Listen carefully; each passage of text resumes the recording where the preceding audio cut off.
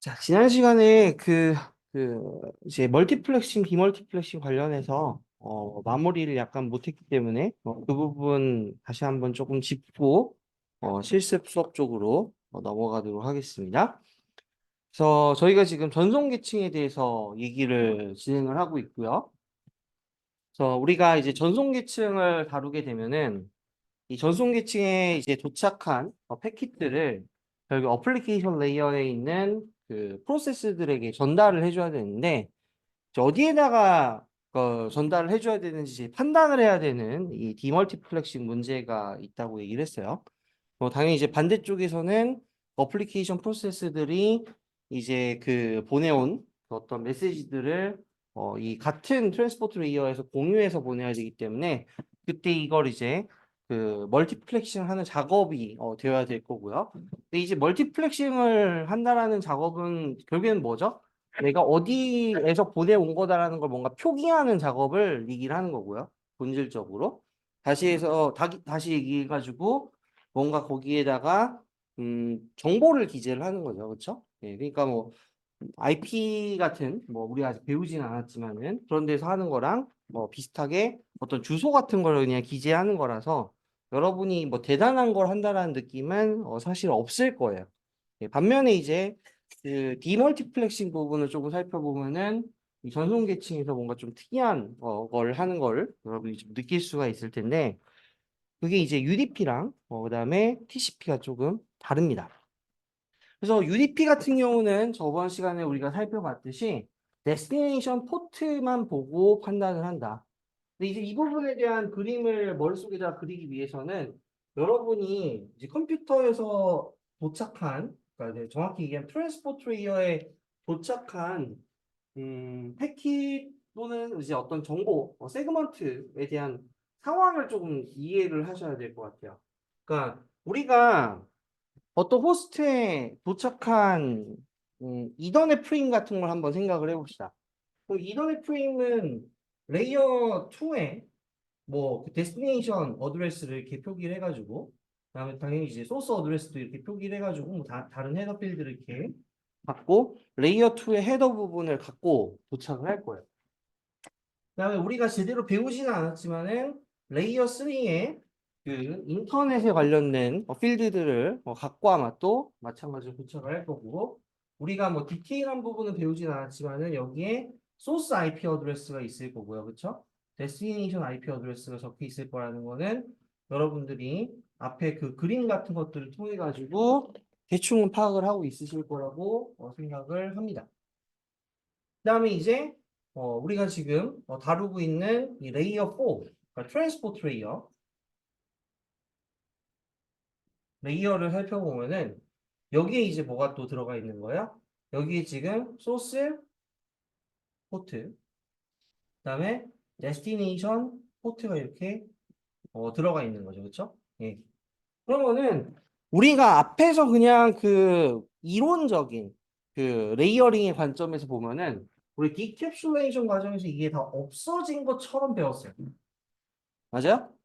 근데 어 그래서 지금 실제로 UDP를 살펴보면 뭐만 이용해서 판단을 한다?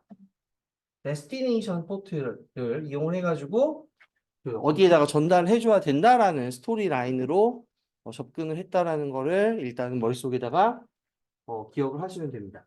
그러니까 그리고 그게 이제 합리적인 것 같이 보여요. 왜냐하면은 레이어 2를 이용을 해가지고 뭘 했어요? 어떤 그 링크 계층에서 어디에다가 전달해야 될지를 매번 홈마다 판단을 했었고요. 그렇죠? 그 다음에 이 레이어 3를 이용을 해가지고 인터넷이라는 곳에서 소스에서 데스티네이션까지 전달하는 거에 대해서 우리가 얘기를 했었잖아요. 그렇죠? 그래서 이미 어떤 컴퓨터에 도착할 거는 얘가 이미 처리를 해가지고 컴퓨터에 도착시켰잖아요. 그쵸? 컴퓨터에 도착을 시켰기 때문에 그 안에서 이제 어떻게 하는 거예요?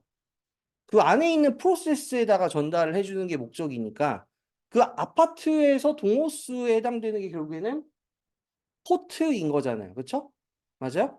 그러니까 이것만 갖고 동호수 찾아가면 되는 거 같이 보이니 여기에 지금 앞에 있는 주소들을 다 우리가 갖고 무언가를 해결할 필요가 없어 보이니 이것만 갖고 하면 되겠네. 자연스럽죠? 맞아요? 되세요?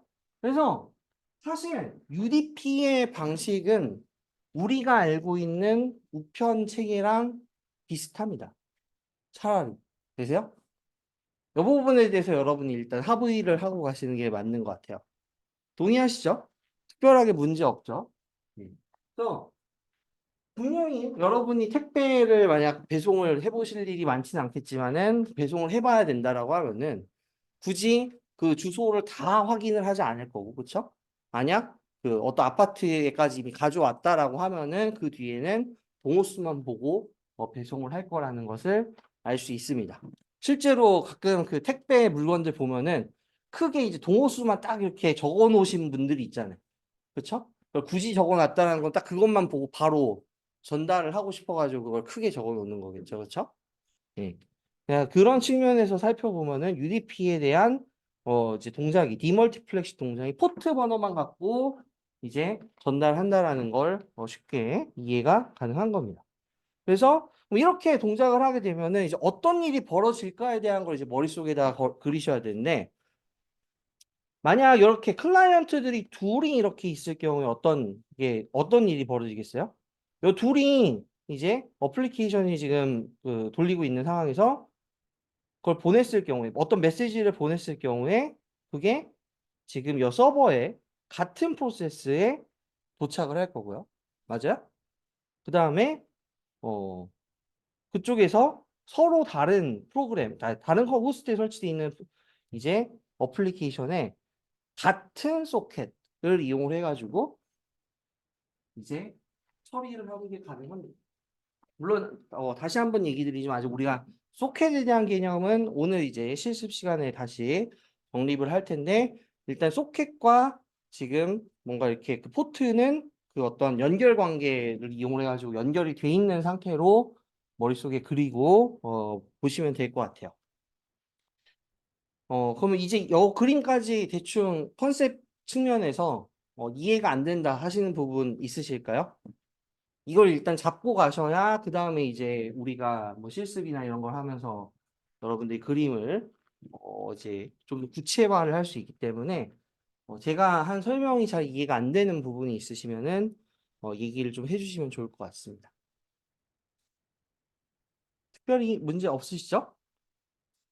자, 그러면은 자, 다시 이제 TCP 쪽으로 그럼 넘어가 생각을 해보도록 합시다. 근데 이제 TCP는 이게 이제 조금 특이한 거예요. TCP는 우리가 알고 있는 배송 체계와는 조금 다른 방식을 사용을 해서 확인을 합니다. 그러니까 일단은 레이어링을 깨버려요. 우리가 알고 있는 레이어링에 따르면은 이미 여기 지금 레이어 3는 버려졌어야 되는 것 같은데 이 부분을 다 봅니다. 레이어 3랑 레이어 4에 있는 정보를 다 봐가지고 어디다가 배송할지를 체크하는 방식을 TCP는 취하고 있습니다. 또 소스 IP, 데스티네이션 IP, 소스 포트, 데스티네이션 포트 이 네 개를 다 묶어가지고 어떤 특정한 어플리케이션에다가 전달을 하는 방식을 취하고 있어요. 되시나요? 그리고 정확하게 이제 어플리케이션에다가 전달한다는 개념은 아니고요. 그러니까 이게 맞아 떨어지는 그 소켓에다가 전달하는 거예요. 그러니까 이 번호가 매칭이 되는 이 정보와 있는 소켓.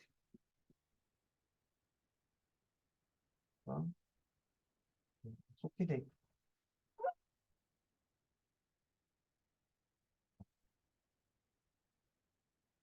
근데 이제 왜 이런 이제 컨셉을 생각을 했는가를 여러분들이 조금 파악을 하셔야 돼요.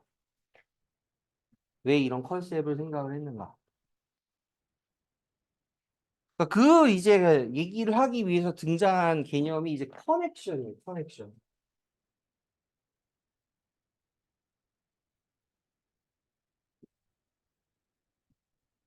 그러니까 우리가 커넥션이라고 하는 건 뭐죠? 연결이 되어 있다라는 거잖아요. 그렇죠? A라는 어떤 사람이 있고 B라는 사람이 이렇게 있으면은 연결이 돼 있다는 건 뭔가 이렇게 선 같은 게 있어가지고 둘 간에 무언가 소통이 가능하다라는 그런 상황을 우리가 연결이 되어 있다라고 얘기를 할 거잖아요. 그렇죠?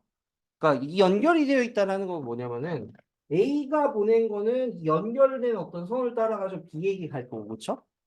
그 다음에 B가 보낸 거는 또 마찬가지로 A에게 이 연결된 선을 따라가지고 갈 거다라는 것을 여러분들이 머릿속으로 아마 그림을 그릴 수가 있을 거예요. 그렇죠?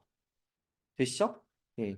그러다 보니까 결국에 이 연결이라는 걸 중심으로 모든 것들이 이루어지게 될 거고, 그러다 보니까 이런 어떤 그 연결별로 다른 어떤 처리를 우리가 하고 싶다라고 할 때 이런 단어를 굳이 꺼내서 얘기를 하는 거거든요. 근데 우리가 택배를 처리할 땐 연결이라는 개념이 필요했나요? 굳이 그런 걸 쓸 필요가 없었죠. 그렇죠? 근데 우리가 통화 같은 걸 한번 생각을 해보세요. 우리 전화를 걸 때마다 어떻게 돼요? 상대방에게 정확히 하나의 연결이 만들어지죠. 그렇죠? 되세요? 그러니까 그 통화를 하는 어떤 생각을 컴퓨터에다가 구현을 하고 싶었기 때문에 이 사람들은 그래서 이 연결이라는 개념을 이 전송계층에다가 하고 싶었고 그걸 만들려고 하다 보니까 상대방에 대한 정확한 정보랑 내 정확한 정보가 있어야지만 최소한 연결이라고 하는 걸 특정 지을 수 있다라는 걸 관찰을 해냈어요. 맞죠? 그렇죠? 예. 그러니까 컴퓨터가 뭔지, 그 다음에 내 지금 동호수가 뭔지도 정확하게 알아야지 내가 누군지를 특정 지을 수가 있잖아요. 그렇죠? 내가 지금 아파트에 살고 있는 사람이고 지금 지구에 살고 있는 상황이라고 하면은 그 사람이 누군지를 특정 짓지 못하면 당연히 연결을 만들 수가 없을 거 아니에요. 그렇죠? 예.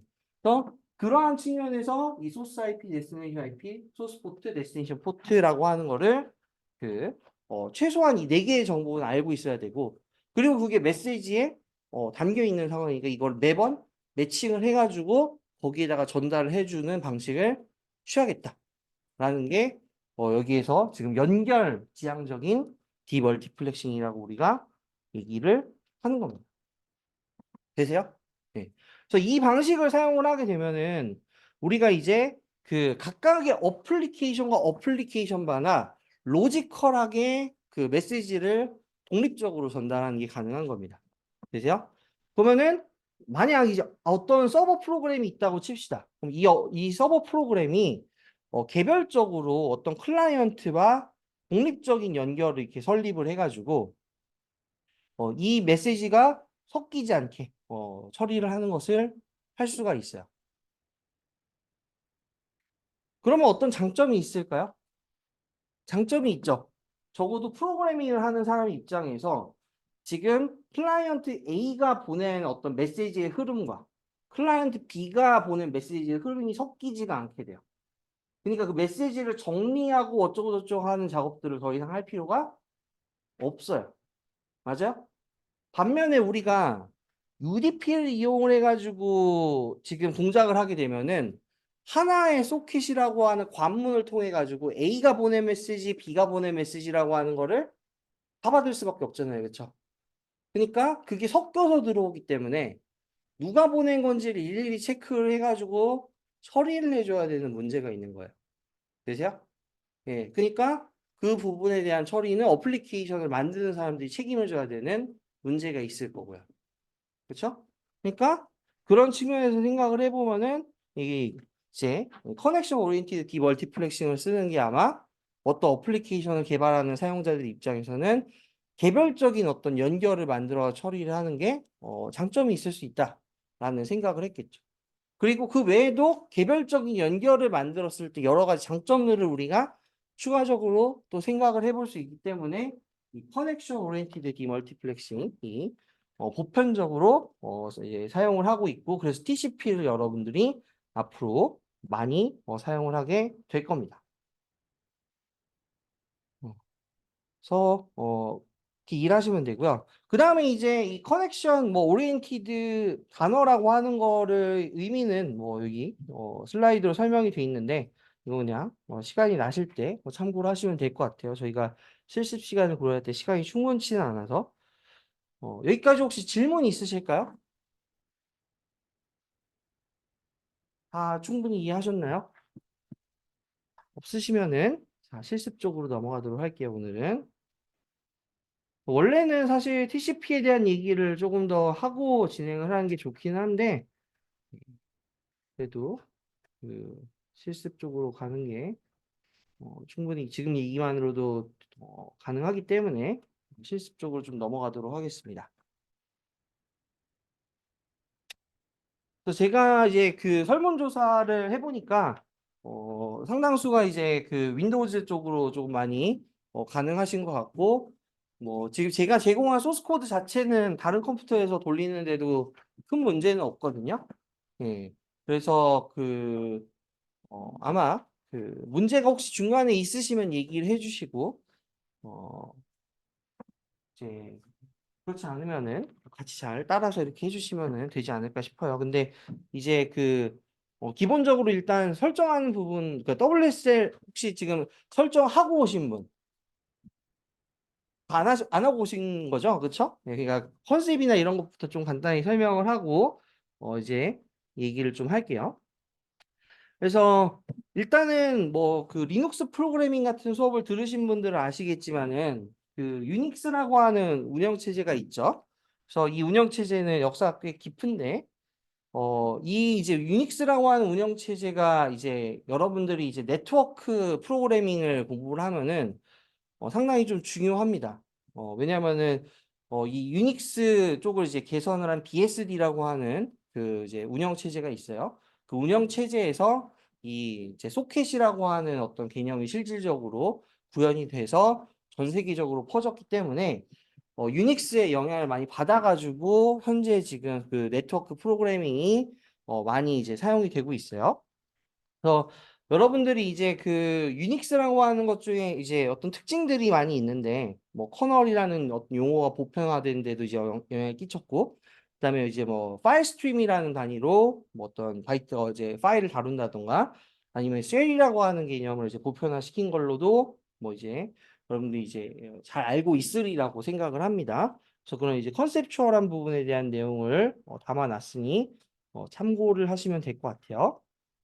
그다음에 마찬가지로 시스템 프로그래밍이라고 하는 용어에 대해서도 잘 알고 계실 거라고 생각을 해요. 저희가 이제 로우 레벨에서 이제 어떤 동작을 하는 그러니까 시스템 콜을 이용을 해가지고 동작하는 어떤 프로그램을 만드는 거죠. 그래서 이러한 이제 프로그램들을 결국에 이제 짜는 것이 이제 여러분들이 이제 네트워크 프로그램을 짜는 거랑 결국에 연관이 될 수밖에 없어요. 왜냐하면은 네트워크 프로그램이라고 하는 거는 네트워크 어플리케이션이라는 거는 결국 운영 체제에다가 뭔가 네트워크 요청을 보낸 일이 생기는데 결국에 그게 다 시스템 소프트웨어랑 소프트웨어가 하는 일과 연결이 되거든요. 그래서 그런 어떤 측면에서 여러분들이 이쪽 주제들을 조금 잘 알고 계시면은 유리한 부분이 있다. 다만 이제 최근에는 워낙 이제 그런 어떤 그 코어 시스템 소프트웨어 설계랑 그 이제 어플리케이션 쪽에서 네트워크를 사용하는 부분이 이제 늘어나다 보니까 이 두 분야를 나눠서 이제 가르치는 경향들이 있지만 여튼 그럼에도 불구하고 겹치는 부분들이 있으니까 참고를 하시면 될 것 같습니다. 그다음에 이제 혹시나 뭐 시스템 콜이라는 거에 대한 컨셉에 대해서 잘 모르시는 분들의 경우에는 이 컨셉에 대해서도 운영 체제에서 공부를 하셔야 돼요. 이거를 제가 수업에서 하나하나 설명을 할 수는 없는 거기 때문에 여기 지금 그 슬라이드는 넣어놨지만은 여러분들이 이 컨셉은 알고 계시리라고 생각을 하고 수업을 진행을 할 겁니다. 그다음에 여러분들이 이제 이 부분은 조금 구분을 하고 가시는 게 좋은데 지금 사용하는 컴퓨터들이 예전에는 다 윈도우만 사용을 하셨는데 요즘은 맥OS 사용하시는 분들도 있고 이러다 보니까 이 유닉스의 어떤 계열들을 이렇게 알아두는 게 조금은 필요하거든요. 그래서 여러분들이 지금 현재 대부분의 경우에는 이제 윈도우 사용하시는 분들 아직은 많이 있으실 거고 그렇죠? 예. 그건 이제 유닉스랑은 별로 상관이 없지만 이제 그 안에서 저희는 이제 WSL이라고 하는 걸 사용을 할 거예요. 그러면은 이 WSL은 리눅스를 윈도우에서 돌리는 그러한 어떤 가상화 프로그램이 되고요. 리눅스는 근데 유닉스랑은 사실은 전혀 상관이 없어요. 근데 이제 보통 뭐라고 부르냐면 기능적으로 유닉스를 만든 거라고 이렇게 얘기를 하거든요. 그러니까 유닉스 코드를 갖고 온 거는 아니지만은 그거를 이제 흉내를 내 가지고 유닉스의 대체품으로 사용할 수 있도록 만든 거를 우리가 이제 기능적 유닉스라고 얘기를 합니다. 반면에 그 이 이제 애플 지금 맥OS 같은 경우는요. 그 이제 유닉스의 이제 코드를 이제 그 UC 버클리라고 하는 곳에서 이제 갖고 와가지고 그 대학원생들이 고쳐서 이걸 배포를 한 게 있는데 그걸 이제 BSD라고 얘기를 해요. 근데 그 코드를 이어받아가지고 지금 맥OS가 만들어졌거든요. 그래가지고 그걸 이제 유전적 유닉스라고 보통 얘기를 해요. 그래서 여러분들이 이제 애플에서 다이렉트로 네트워크 프로그래밍을 한다 그러면은 이 BSD 계열의 그 이제 시스템 콜을 이용을 해서 동작을 하기 때문에 그 API가 거기에 맞춰져 있습니다. 그래서 두 개가 거의 비슷하지만은 한 1% 정도 차이가 나는 부분들이 있어요. 네, 그거 차이 부분을 이해할 때 이런 컨셉들을 여러분들이 체크를 좀 해볼 필요가 있기 때문에 얘기를 드리는 거고요. 물론 이런 이제 서로 다른 차이점들을 정리를 하기 위해서 그 표준화 작업들이 이루어지긴 했었지만은 모든 이제 시스템들이 이걸 준수하는 건 아니라서 관심을 갖고 찾아볼 일들이 가끔씩은 존재를 합니다. 그래서 뭐 이거 이제 표준화 작업에 대한 슬라이드니까 보고 넘어가시면 될 것 같아요. 그래서 저희는 지금 제가 이제 그 리눅스를 중심으로 주로 공부를 하고 연구에도 사용을 하고 있기 때문에 리눅스에 대한 얘기를 할 거예요. 그래서 뭐 아시다시피 이제 리눅스 자체는 그 리누스 토발즈라고 하는 헬시키 대학에 이제 공대에 있던 대학생인 이제 사람이 이제 그 만든 이제 커널이고 뭐 디테일한 얘기를 여기서 뭐 제가 하는 것보다 다른 데서 많이 들으셨을 거라고 생각을 하고요. 근데 이제 그 혹시나 리눅스랑 리눅스 배포판 이런 것들에 대해서 구분을 못 하시는 분들 이 있으면은 이런 것들 이제 좀 구분을 하셨으면 좋겠어요. 혹시 이런 얘기를 다 다른 수업들에서 다 들으셨나요? 알고 계시나요? 모르세요? 난 모른다. 설명을 해줬으면 좋겠다 하는 분. 아, 그래요? 예.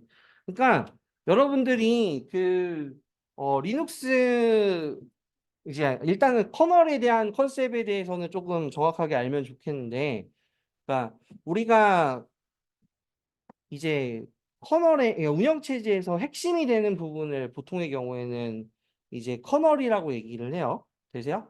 예.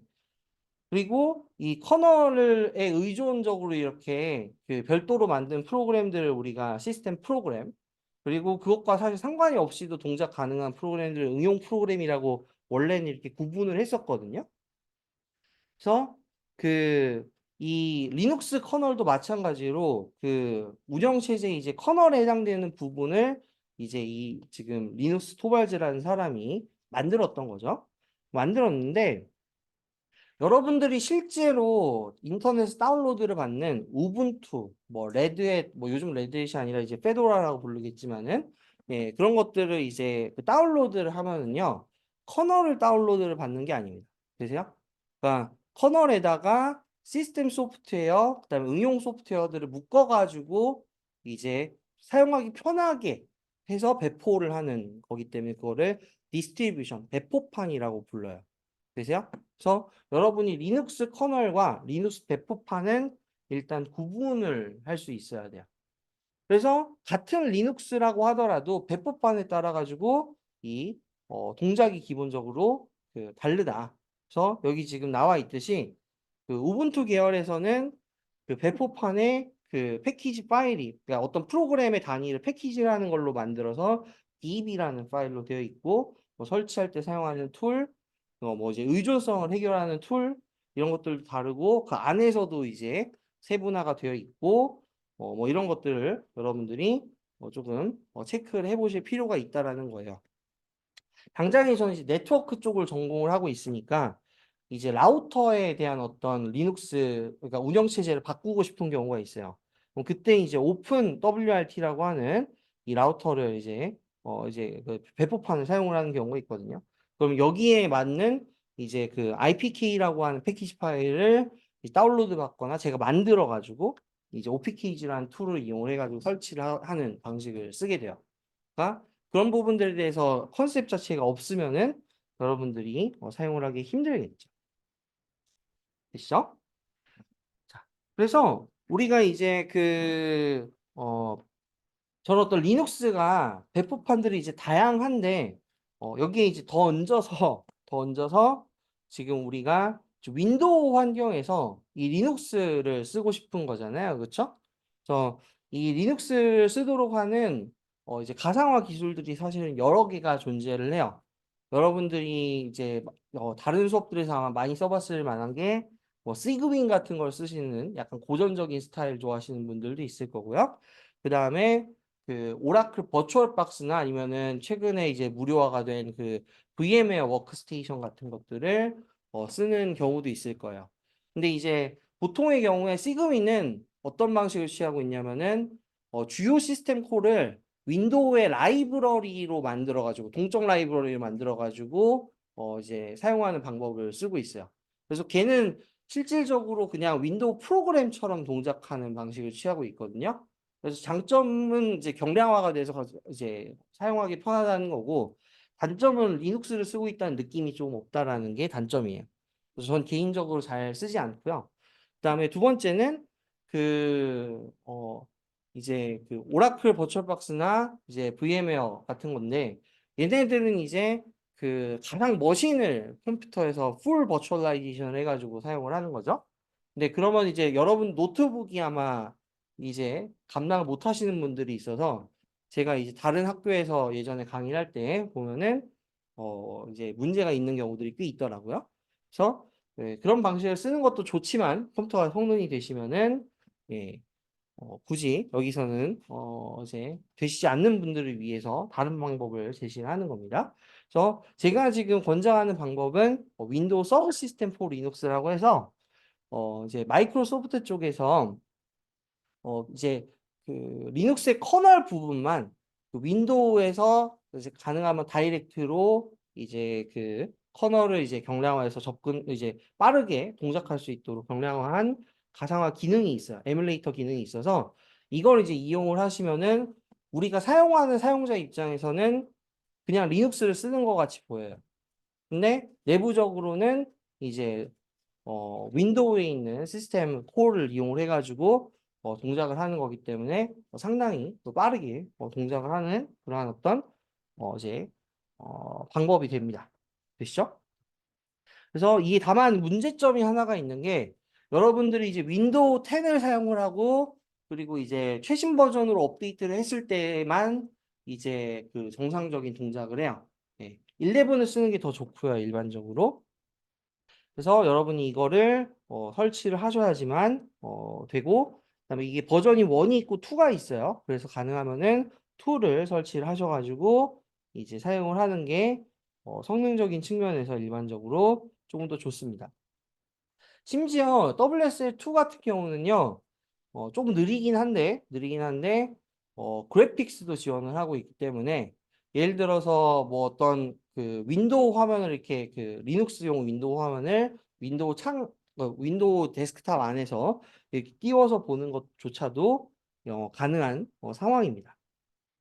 그래서 여기 지금 그걸 설치하는 방법에 대한 링크가 제공이 되고 있거든요.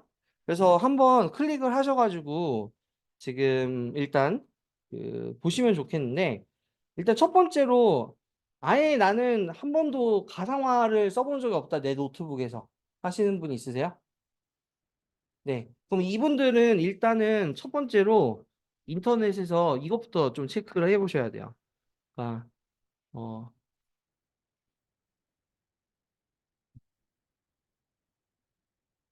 그러니까 이런 식으로 가상화, 바이오스 설정 변경 이런 식으로 검색을 한번 하셔가지고요. 여러분 노트북에 맞는 이 바이오스 설정 변경부터 조금 해주세요. 예. 이게 그 노트북에 따라서 아마 좀 다를 거기 때문에 제가 뭐 어떤 식으로 하라고 얘기를 드릴 수는 없는데 보통의 경우에는 지금 여기 화면에 남아 있는 것처럼 뭐 버추얼라이제이션 테크놀로지 이런 식으로 뭐 VTX, VTD 이런 식으로 적혀 있을 거거든요. 그런 것들을 이제 그 사용을 하겠다고 그러니까 컴퓨터를 이제 완전히 그 셧다운 한 다음에 바이오스 설정에 들어가셔서 바꾸셔야 돼요. 뭐 여기 글들이 있으니까 여러분들이 한번 찾아서 가지고 변경을 좀 해주시기 바랍니다.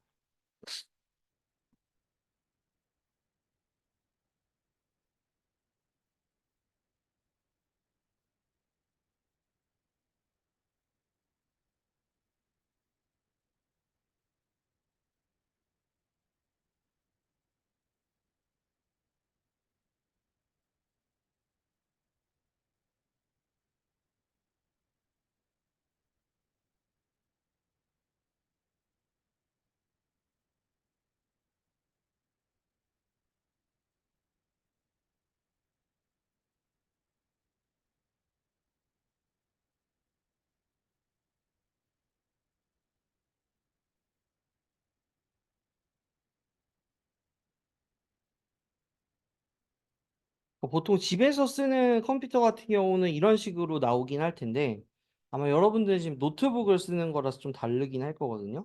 집에 쓰는 거 요즘 뭐 아수스나 이런 거 쓰시는 경우에는 화면이 이런 식으로 나오잖아요. UEFI BIOS 이렇게 해서 보면은 어드밴스드의 CPU 컨피그레이션에 여기에 뭐 인텔 버추얼라이제이션 테크놀로지가 있는데 여기서 이제 이네이블드 이렇게 표기를 해주시고 이제 설정을 저장하는 부분 아마 엑시트 이런 데서 세이브 컨피그레이션, 세이브 세팅스 이렇게 해서 재부팅을 하시면은 되거든요.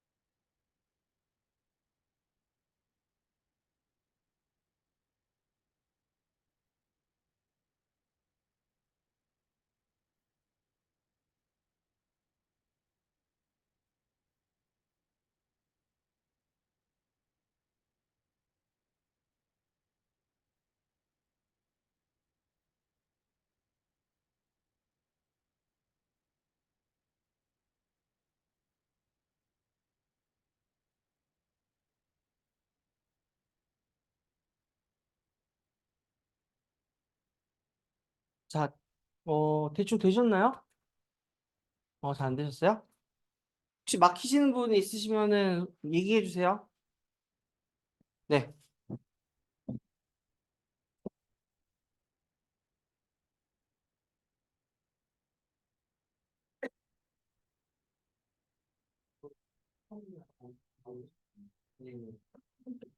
딜리트나 F2만 누르면 되거든요. 네. 시험을 보나요? 자기 컴퓨터 아니야?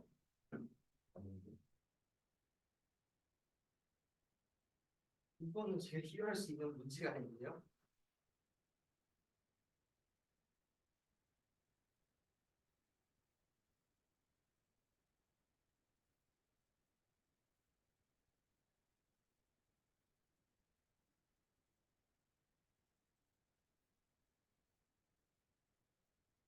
엔터 세버. 네. 엔터 세버. 네. 네, 그 비밀하고 언제가 입력을 하신 거죠, 이거는? 아니면은 뭐 여기 삼성 뭐 서비스 센터 이런 데서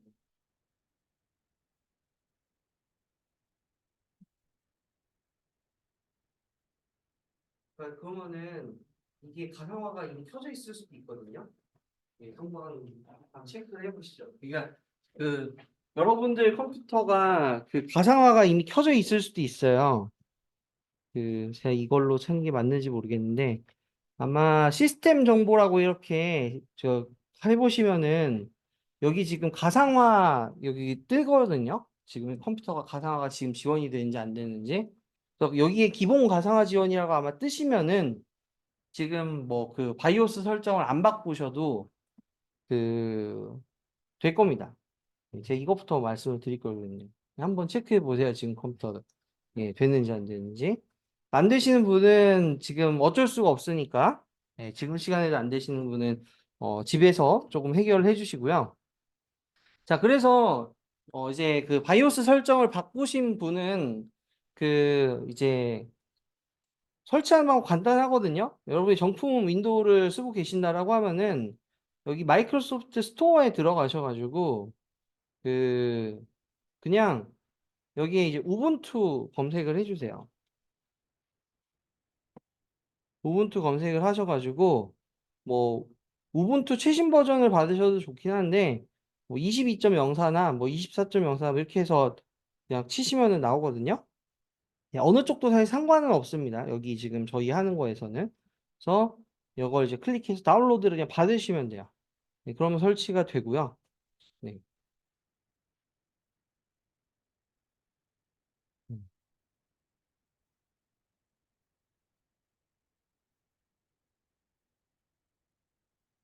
그럼 어렵지 않게 설치가 돼서 이제 링크가 여기 화면에 뜰 거예요. 특별한 이유가 없으면. 근데 혹시나 이제 컴퓨터의 설정에 따라서 안 되는 경우도 있을 수 있거든요. 네, 그런 경우에는 이제 말씀을 해주세요.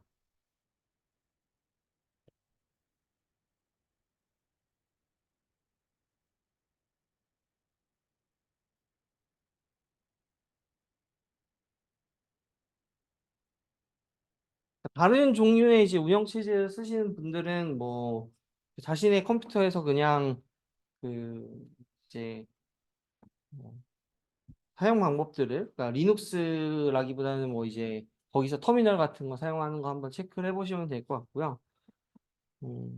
그다음에 뭐 이제 개발을 할 때 뭐 여러 가지 이제 뭐 아이디를 쓰셔도 상관은 전혀 없는데 저는 이제 수업에서는 GCC랑 이제 VS 코드를 사용을 할 거니까 그래서 이 부분에 대해서 한번 체크를 해보시면 될 것 같고요. 그다음에 이제 뭐 맥 쓰시는 분들 뭐 클랭을 쓰셔도 되겠죠.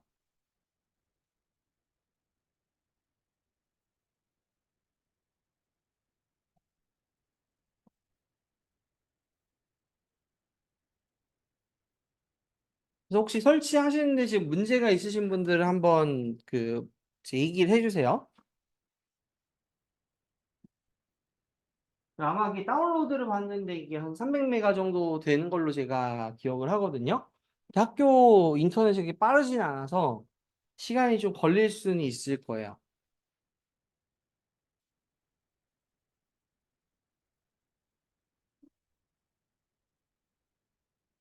다들 조금 시간이 걸릴 분위기인가요?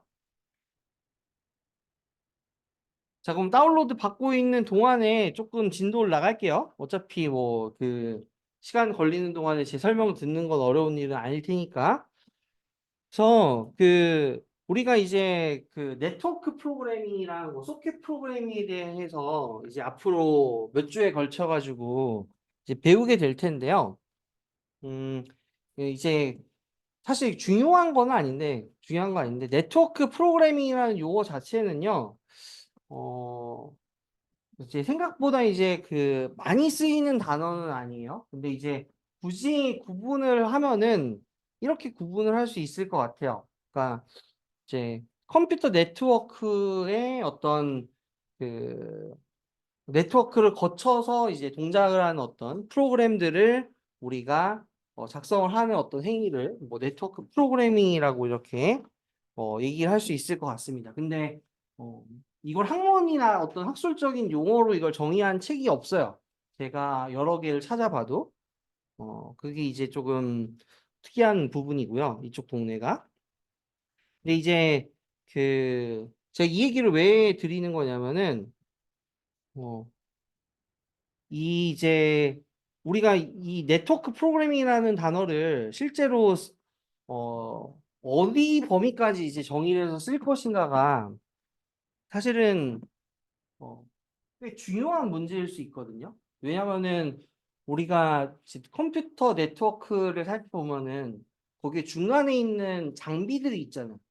장비들도 설정을 할 수 있고 프로그래밍을 할 수 있는데 그럼 걔네들을 프로그래밍을 하는 거는 네트워크 프로그래밍 하는 거 아닌가요? 그렇죠? 근데 그거에 대한 부분이 사실 좀 불분명한 부분이 있는데 여튼 현재 우리가 배우는 네트워크 프로그래밍은 일반적인 측면에서는 딱 우리 수업에서 배우는 그러니까 그 엔드포인트에서 그 클라이언트랑 서버들 간에 어떤 그 통신을 하는 걸로 주로 초점을 맞춰가지고 얘기들을 하고 있어요. 하고 있는데 다만 이런 부분들을 이제 시스코 같은 이제 네트워크 장비를 만드는 회사 같은 경우에는 최근에 뭐 소프트웨어 디파인드 네트워킹이라고 하는 얘기들을 꺼내면서 이걸 확장을 하려고 지금 얘기를 하고 있거든요. 그래서 여러분들 중에서 혹시나 그런 쪽에 관심이 있는 분들은 이 단어의 어떤 범주에 대해서 한 번쯤은 고민을 해볼 필요가 있기 때문에 이제 얘기를 좀 드리는 겁니다. 그래서 그 측면에서 좀 보시면 되고요. 반면에 이제 그 소켓 프로그래밍이라는 단어는 결국에 이제 그 TCP/IP에서 소켓이라고 하는 API를 사용해서 프로그래밍을 하는 거를 가리키는 용어가 될 거고요. 그래서 결국엔 이 소켓이라는 단어가 뭔지를 여러분들이 이해를 하는 게 결국에 핵심이 될 것 같아요. 근데 이쪽 동네는요, 조금 이제 골치 아픈 부분이 있어요. 여러분들 입장에서는, 아, 이걸 또 왜 굳이 교수님이 디테일하게 이렇게 또 설명을 하려고 그러지? 라는 생각이 들 만한 그런 내용일 텐데, 근데 이건 조금 구분을 하시는 게 좋아요. 그럼에도 불구하고. 그래서 일단 소켓의, 그 TCP 표준상의 정의는요, 그 여기 나와 있는 거랑 같습니다. 그러니까 소켓을 표준상에서 TCP 표준상에서는요 단순히 IP 주소랑 TCP 포트의 컨캐트네이션이라고 정의를 하고 있어요. 간단하죠? 이걸 굳이 왜 소켓이라고 이름을 붙였나 싶을 정도로 이거 못 외우실 분이 있나요? 그냥 이걸 얘기하는 거잖아요. 여기 소스 IP 주소, 소스 포트 번호를 묶어서 뭐라고 하겠다? 왜 소켓이라고 하겠다. 그쵸? 여기. 그다음에 뭐 데스티네이션 IP, 데스티네이션 포트라는 걸 묶어서 뭐라고 하겠다? 예를 들어서 데스티네이션 뭐 소켓이라고 하겠다. 그런 식으로 지금 이제 표현을 쓰기 위해서 소켓이라는 단어를 만들었다는 겁니다. 그러니까 이 표현을 아마 만든 사람의 머릿속에는 제가 그냥 상상을 하기에는 이래요. 여러분, 여러분 세대는 그런 걸 해봤는지 모르겠는데 컵으로 전화기 만들어 본 적 있으세요? 유치원이나 이럴 때? 그게 약간 소켓이라고 이렇게 머릿속에 그려서 이런 용어를 만든 게 아닐까. 되세요? 예. 그래서 그런 어떤 측면에서 그, 어, 이런 개념을 이제 대응시켜가지고 이렇게 부른 게 아닌가라는 게 그냥 제 개인적인 추측입니다. 되시죠? 그래서 그 특정한 어떤 엔드포인트에 해당하는 그러니까 이 사람을 이 대응하는 어떤 걸 가리키기 위한 용도로 IP 주소랑 그 포트 번호를 묶어서 우리가 소켓이라고 하겠다라고 표준 문서에서 적어놨다라는 거죠. 그리고 표준에서는 사실 그 UDP에선 이 소켓이라는 게 없어요. 되세요? 네. 실제로 UDP의 동작을 살펴보면은 있어야 될 필요가 없죠. 근데 여러분이 이제 네트워크 프로그래밍을 하면은 반드시 이 소켓이라고 하는 것을 사용을 해서 UDP를 사용을 해야 됩니다. 이게 이제 혼동이 되는 부분이에요. 왜 그런 이상한 일이 벌어지는가에 대한 얘기를 하기 위해서 제가 그걸 이제 여기 이제 좀 긴 스토리를 얘기를 하는 겁니다. 그 일이 이제 벌어지는 이유는 뭐냐면은요. 소켓의 정의가 두 개가 있어서. 소켓의 정의가 두 개가 있다. 이걸 이제 여러분이 기억을 하셔야 돼요. 그러니까 표준상에서는 분명히 소켓을 아주 단순하게 그 저 두 개의 어떤 그냥 IP 주소랑 포트 번호의 그 컨캐트네이션이라는 걸 가리키기 위해서 그냥 용어를 썼던 것 뿐인데 이걸 이제 구현을 했던 사람들이 있다고 얘기를 했었잖아요. 그렇죠? BSD라고 하는 운영체제를 만든 대학원생들이 구현을 하려고 보니까 이거를 그 구조체 같은 걸로 객체화를 해서 짜야 될 거 아니에요. 그렇죠? 네. 그래서 그걸 이제 객체로 만들었어요. 네, 만들고 보니까 그때 그 이 자체를 이제 그 UDP랑 TCP라고 하는 거를 어 이제 따로 만들어 가지고 따로 구조체를 다른 형태로 만드는 것보다 그냥 모든 네트워크 프로토콜에 대해서 똑같은 구조체를 이용을 해가지고 표현할 수 있도록 일반화를 해가지고 만들어서 쓰자. 그거를 우리가 그냥 소켓이라고 부르자라고 이렇게 제안을 한 겁니다. 되세요? 그렇게 하면은 뭐 논문거리가 될 거라고 생각을 했는지 잘 모르겠는데 여튼 그런 식으로 소켓이라고 하는 개념을 자기네들이 이제 확장을 해가지고 사용을 한 거예요. 표준에 있는 것보다. 되세요? 그럼 이 장점은 뭐겠어요? 이 지금 BSD라고 하는 것에서의 소켓에서는 꼭 TCP가 아니더라도 다른 어떤 프로토콜에서라도 소켓이라는 개념을 사용을 해서 내가 그 통신을 할 수가 있다는 장점이 생겨요. 그렇죠? 근데 반면에 그 우리가 통신을 할 때마다 소켓을 만들어서 통신을 해야 되니까 UDP 같이 소켓이라는 개념이 복잡하게 필요가 없는 것에서도 또 소켓을 사용을 해야 되는 문제가 또 생기는 거예요. 되시나요? 그래서 그런 어떤 측면 때문에 이게 스토리가 좀 꼬이는 부분들이 존재를 합니다.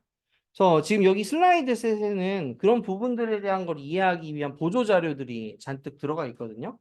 그래서 제가 뭐 이거를 하나하나 디테일하게 설명을 하면은 여러분들이 이제 스트레스를 받을 테니까 제가 굳이 여기서 설명을 하고 그러지는 않겠지만은 혹시나 관심이 있는 분들은 이런 부분들에 대해서 한번 살펴보시면은 좋을 것 같습니다. 여튼 이 소켓이라고 하는 것들이 이제 나름 그 이제 자기네들이 어떤 이유를 붙여가지고 구분을 해서 이렇게 만들어 놨지만 여튼 이 표준상에서의 소켓과 그다음에 실제 구현상에서의 소켓이 다른 상황이 있다. 첫째로. 되시죠? 그다음에 이 구현상에서의 소켓은 여러 지금 네트워크 프로토콜을 담을 수 있도록 설계가 되어 있고 반면에 TCP 표준상에서의 소켓은 그냥 단순히 뭐다? IP 주소랑 포트 번호를 묶어서 그냥 소켓이라고 한 거다라는 걸 여러분들이 기억을 하시면은 충분할 걸로 생각이 됩니다. 그래서 그 얘기가 적혀 있고요. 자, 보면 설치가 좀 다 됐나요? 문제 없으시죠?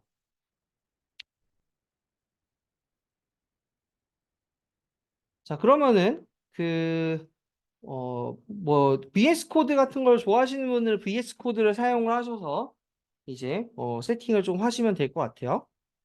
저는 이제 VS 코드를 선호하는 편이라 이제 VS 코드를 좀 써서 WS를 좀 쓰도록 하겠습니다. 그래서 VS 코드에 보시면은 VS 코드 그러니까 이제 비주얼 스튜디오 코드라고 이제 아이디가 있잖아요. 그래서 이걸 이제 사용을 하시면은 이쪽에 지금 그러니까 익스텐션을 이렇게 설치를 하셔서 이렇게 WSL이라는 걸 이렇게 설치를 할 수 있거든요. 여기 WSL을 치시면은 그럼 이쪽 왼쪽에 이렇게 아이콘이 떠요. 오픈 리모트 윈도우라고 이렇게 아이콘이 뜨는데 여기 이제 그 Connect to using distro 이렇게 클릭을 하시면은 여러분이 설치한 우분투의 버전이 뜰 겁니다. 그래서 제가 이걸 클릭을 하면은 새 창이 뜨면서 자동으로 접속을 시도를 합니다. 네, 그러면 지가 알아서 이 WSL에다가 통신을 할 수 있는 프로그램을 설치를 해요. 그럼 이제 얘가 이제 원격으로 이 WSL이랑 연동을 해가지고 거기에다가 이제 그 이제 이런 탐색기 기능 같은 것들을 지원을 하면서 이제 일들을 할 수 있게 도와주는 거죠. 그래서 저는 이제 홈 디렉토리에다가 지금 일단 들어갔고 이 디렉토리 이제 믿을 것인가에 대한 얘기를 하는 건데 그냥 저는 다 믿도록 설정을 했습니다. 자, 그 다음에 그 제가 이미 그 제공을 한 코드가 있어서 다 올라가 있죠. 그래서 그 코드를 여기다가 이제 풀 거예요. 일단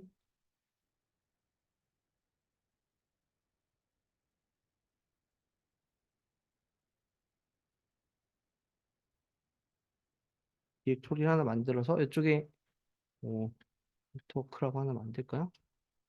아, 있네요. 뭔가.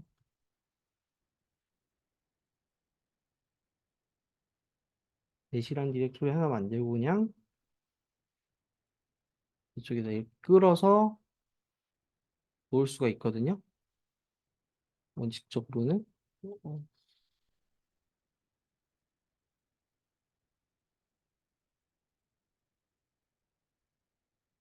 어, 안 되네. 이걸 파일 익스플로러 한번 열어볼게요. 열릴 것 같은데. 잘 안 되네요. 아, 됐다. 네, 여기 지금. 그 WSL의 장점 중에 하나는 여기 지금 보시면은 네트워크라고 하는 부분 또는 여기 리눅스에 우분투라는 게 아마 생겨 있어서 그 파일 탐색기에서도 접속이 가능해요. 그래서 이쪽에서 이제 파일 공유하는 것도 바로 할 수 있거든요. 그래서 이게 지금 뭔가 지금 VS 코드에서 카피가 잘 안 되는 것 같아서 제가 바로 이렇게 그 드래그 앤 드롭을 이용을 해가지고 파일 복사를 했습니다. 그러면은 여기 이제 파일이 추가가 된 거를 확인을 할 수가 있죠. 근데 이제 파일 탐색기를 이용을 해가지고 복사를 하면은 쓸데없게 존 아이덴티파이어라는 파일이 좀 붙게 되는데 이건 뭐 어쩔 수가 없고 지금은 네, 화면이 약간 잘 안 되는 것 같아서 이렇게 일단 옮겨서 처리를 하도록 하겠습니다. 그래서 이렇게 하시면은 여러분들이 여기서 코드를 이렇게 그 설치를 해가지고 볼 수가 있을 거고요. C 파일을 이렇게 그 접근을 하시면은 이렇게 그 C++ 익스텐션 팩을 설치할 거냐 인스톨을 하시면 되고요. 그다음에 뭐 이쪽에 그 make 파일 같은 거 클릭을 하시면은 make 파일 툴 인스톨 하실 거냐 이런 거 나오는데 뭐 설치를 하시는 게 아마 나을 겁니다. 그래서 여기까지 이제 연동하는데 뭐 혹시 문제가 있으시거나 하시면은 얘기를 좀 해주세요. 네.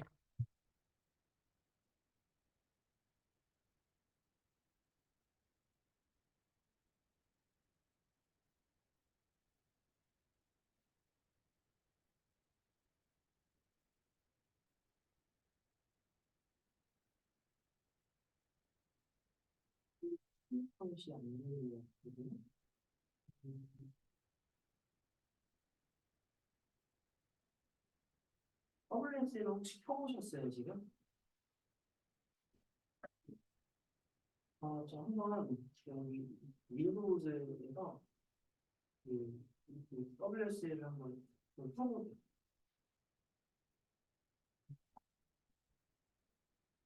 켜진 것 같은데, 그러면은 거기서 sudo apt 업데이트 한번 해주시면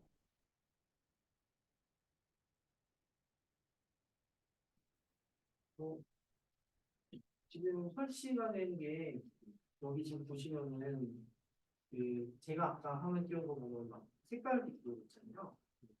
얘는 지금 그런 게 아무것도 없거든요. 그래서 지금 아마 WSL로 들어가는 게 설정이 안 돼 있는 게 들어가는 것 같아요. 그리고 여기 보면 도커 데스크탑이 있거든요. 제 생각에 우분투가 되는 하시는 게 좋을 것 같거든요. 이 지금 도커 데스크탑이 아마 다른 거 설치하시는 거가 들어간 것 같아요. 이거 한번 클릭해 보시겠어요? 그러니까 도커로 들어가시면 돼 있어요. 두 번째 대폭 파일이거나 우분투로 있어요. 우분투. 네, 우분투로 하시는 게 좋아요. 거기에 배포판에 대한 설정들이나 돼 있는데 도커로는 최소한의 설정만 들어가 있을 거 같아요. 배포용이니까. 배포에. 네, 그렇게 하면 하시면은 잘 될 거예요. 또 다른 분, 예.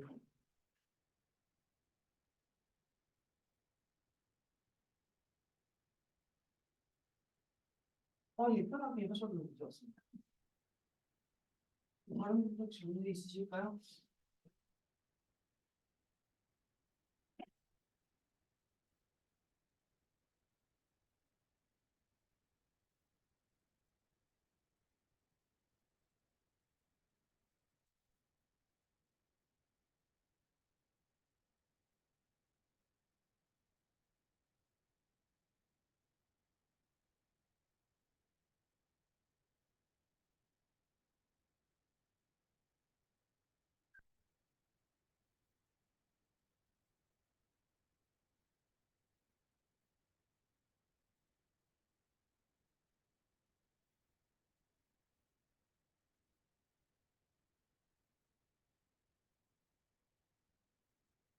네.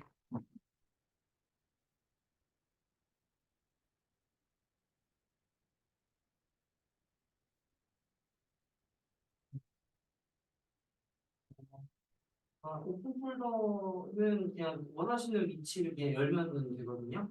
지금 루트로 들어가셨으니까 그냥 OK 누르셔서 여기서 그냥 열면은 그 기준으로 이제 프로젝트 사용하실 수 있어요.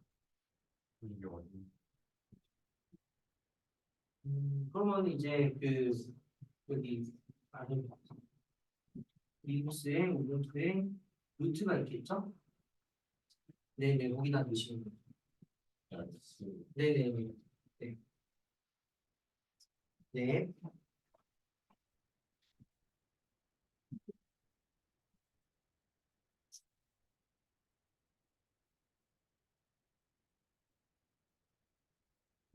근데 지금 보니까 제 학생들에 따라서 지금 VS 코드를 아마 바로 이제 실행시킨 경우가 있다 보니까 그 루트로 지금 뜨는 경우가 있는데요. 뭐 그렇게 하셔도 상관없는데 개인적인 추천은 그래도 이제 일반 사용자로 개발을 하시는 게 더 나을 거니까 원칙적으로는. 그래서 여기 지금 이쪽에 우분투라고 돼 있는 게 있잖아요. 아마 여러분이 설치를 하셨으면 아이콘이 뜨거든요.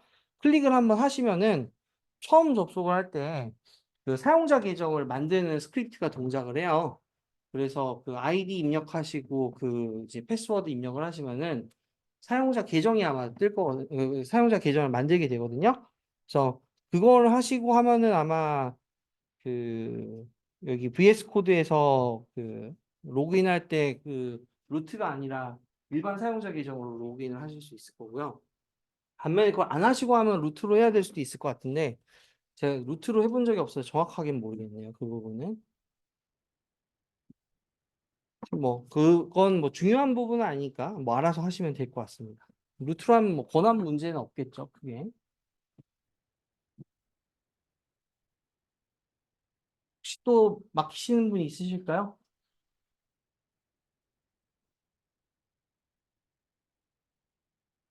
그럼 특별하게 문제가 없으시면은 넘어가도록 할게요. 자, 그다음에 이제 우리 지금 수업에서는 이제 리눅스 중심으로 설명을 할 거지만은 여러분들이 이제 현업에서는 윈도우 이제 소프트웨어를 개발할 일도 있으니까 이건 또 상식적으로 조금 알아두셔야 될 것들이 있어요. 이제 그 윈도우 쪽에서 이제 소켓 프로그래밍을 하셔야 된다라고 하면은 이제 윈속이라고 하는 걸 쓰는 경우가 있습니다. 예. 윈도우 쪽에도 이제 네트워크 프로그래밍을 위한 API가 따로 존재를 하고요. 예. 그래서 다만 이제 윈도우에서 이제 제공을 하는 API들은 사실 여기 지금 세 개만 남겨뒀는데 예전에는 훨씬 더 많았고 이제 윈속, 뭐 WSK, 그다음 RPC 이런 것들이 이제 있어요. 그 중에서 이제 보통 학부생들이 많이 써보는 거 이제 윈속이에요. 그래서 이 윈속은 결국에 이 BSD 소켓을 이제 윈도우 쪽에서 이게 유행하니까 카피를 해가지고 한 거기 때문에 거의 비슷합니다. 근데 이제 이건 이제 정확히 얘기하면 버전 1을 기준으로 비슷하다는 얘기고 윈도우도 이제 자기네만의 어떤 스타일로 조금 이제 개선을 하고 싶은 부분이 있어서 버전 2에서는 자기네가 이제 추가 기능들을 많이 넣은 부분도 있어요.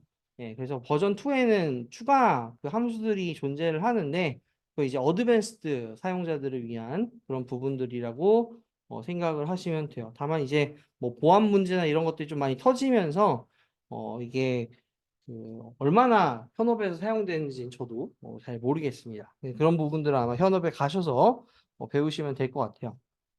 근데 어찌됐든 간에 어, 여기서 배우는 것과 거의 한 8, 90%는 비슷하지만 다만 이제 그 윈속 API를 사용을 하실 때에는 뭐 코드 상단에다가 뭐 한두 줄 정도 집어넣어야 되는 부분이 있고 그 다음에 이제 그 라이브러리를 사용을 하기 위해서 뭐 추가해야 되는 코드들도 몇 줄 정도 더 있고 그다음에 끝날 때 또 이 라이브러리를 이제 그 이제 업로드를 하는 부분도 추가해야 되는 이런 부분들이 조금 차이가 있다 정도로만 기억을 하시면 됩니다. 제가 제공하는 코드들은 그러니까 코드는 그 윈속을 지원을 할 수 있도록 코드를 일단 짜놓긴 했어요. 짜놓긴 했기 때문에 그대로 돌리실 수 있지만 어찌됐든 여러분들이 기본적인 내용을 알고는 있으셔야 여기에 대처를 하실 수 있을 테니까 혹시나 윈도우 쪽에서 프로그래밍을 해보고 싶으신 분들은 이런 것들도 조금 참고를 하셔서 이제 공부를 하셔야 된다 정도로 이해를 하시면 됩니다. 그래서 일단 그 이 BSD 소켓 API를 기준으로 공부를 하시면은 어디 가셔서 큰 문제는 없으실 거다 정도로 그 기억을 하시면 될 것 같아요. 자, 그 다음에 여기 지금 유닉스 파일 IO 오버뷰라고 하는 부분이 나와 있는데 여기 부분을 제가 지금 설명하려고 넣어둔 거는 절대 아니고요. 혹시나 내가 그 파일 입출력에 관련돼서 그 잘 모르는 부분이 있다 하시는 분들은 공부를 하시라는 측면에서 슬라이드를 넣어둔 겁니다. 아마 다른 수업에서 이 자료 비슷한 것들을 다 보셨을 거라고 생각을 해요. 파일을 읽을 때 사용하는 시스템 콜, 그다음에 그 쓸 때 이제 사용하는 시스템 콜들이 있고요. 그렇죠? 그래서 그런 것들을 이제 아예 모르고 이 이제 수업을 듣는다라고 하면은 문제가 되니까 이걸 이제 참고를 꼭 하셔야 되고요. 네, 다만 이제 그 조금 주의하셔야 될 부분은 여러분들이 보통 그 파일 입출력을 그 C 언어로 할 때는 어떤 함수를 주로 사용을 하셨나요? 기억나시나요? 아, 잘 기억이 안 나요? 아, 이걸 제가 짚어주는 게 맞나요? 네, 그러면 이거 얘기를 조금 할게요. 예, 잘 기억이 안 나시는 것 같아요. 괜찮아요. 뭐 저도 사실 학부 때 기억 잘 못했으니까. 네, 그럼 한번 짚고 넘어가겠습니다. 자, 시언어에서 여러분이 1학년 수업 때 보통 배우는 그 파일 입출력 관련된 함수는요. 맨 앞에가 F가 붙어 있어요. 보통의 경우. 네. 그래서 그 F 오픈, F 리드, 그 다음에 F 스캔 F 아마 이런 것들을 붙어 있는 것들을 사용을 하셨을 거예요. 맞나요? 그렇게 배우지 않으셨어요? 맞을 텐데. 맞을 거예요. 맞을 거예요. 네, 왜냐면은 이게 이제 표준 입출력 함수 있잖아요. stdio.h에 정의되어 있는 함수이기 때문에 여러분들이 지금 뭐 윈도우를 사용을 하든 리눅스를 사용을 하든 보편적으로 C 언어를 사용을 하면 이걸 사용하는 게 제일 편하기 때문에. 되세요? 네. 그래서 여러분들이 이제 어, C 표준으로 배운다라고 하면은 이 F가 붙은 입출력 함수를 쓰는 게 보통입니다. 그리고 이걸 이제 우리가 버퍼드 IO라고 보통 얘기를 해요. 왜냐면은 이 라이브러리가 그 입출력을 할 때 그 버퍼에 관련된 부분의 처리를 어느 정도 자동으로 해주는 기능을 내장을 하고 있습니다. 되세요? 그러니까 우리가 입출력을 하다 보면은 이 운영체제가 이제 컨텍스트 스위칭을 하잖아요. 그렇죠? 그러면은 그 이제 데이터가 이제 준비가 안 된 상태에서 이렇게 이제 컨텍스트 스위칭이 이제 일어나게 되면은 데이터가 딸려서 이렇게 도착을 하는 경우가 있는데 그러니까 그런 어떤 부분들에 대한 처리를 원활하게 해주는 부분들이 이 지금 이 함수들에는 기본적으로 제공이 되어 있어요. 근데 문제는 우리가 지금 다룰 네트워크 프로그래밍에 관련된 시스템 콜들은요, 로우 레벨 시스템 콜이라는 거예요. 되세요?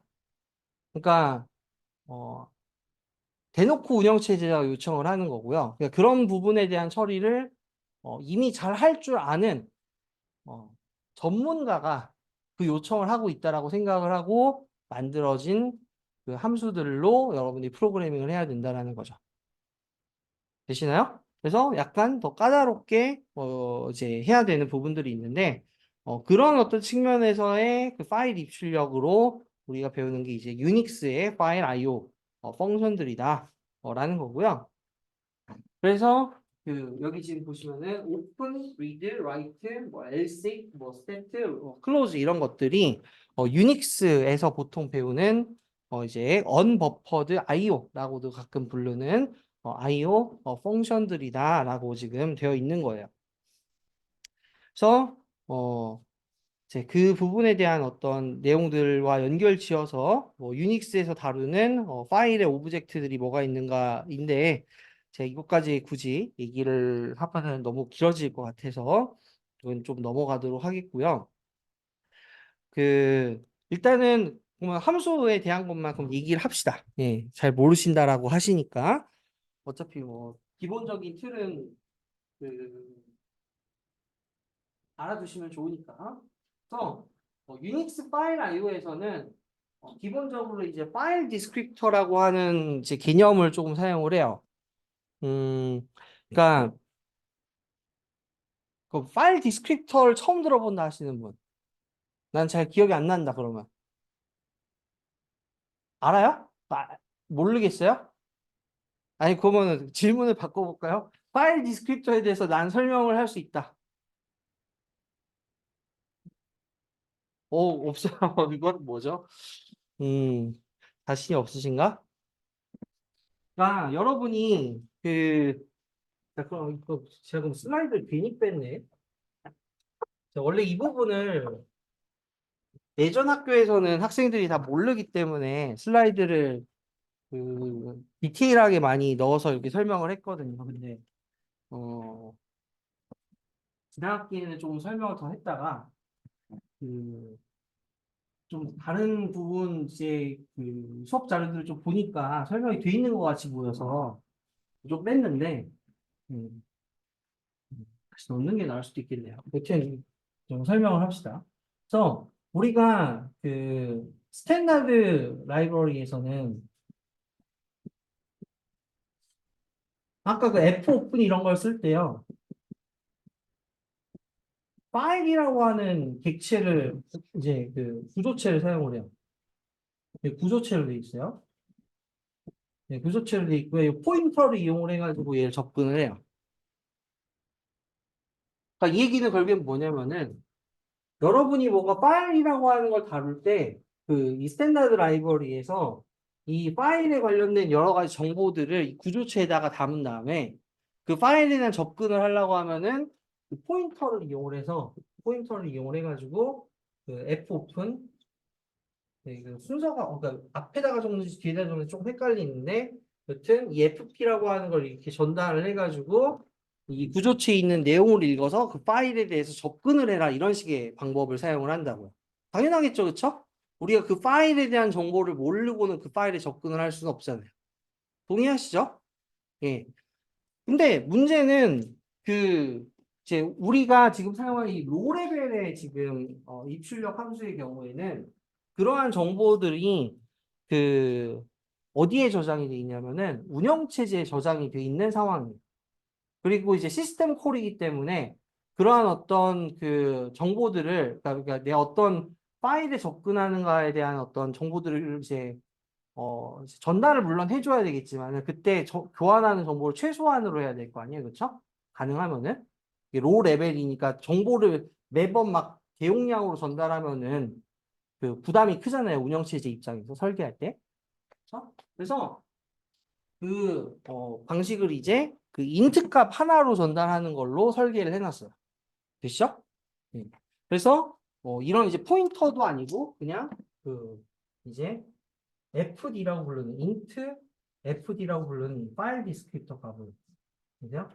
전달을 했다. 그러면은 자 여기 지금 이 구조체는 결국에는 그 파일이라고 하는 게 유저 스페이스 있겠죠, 이거는.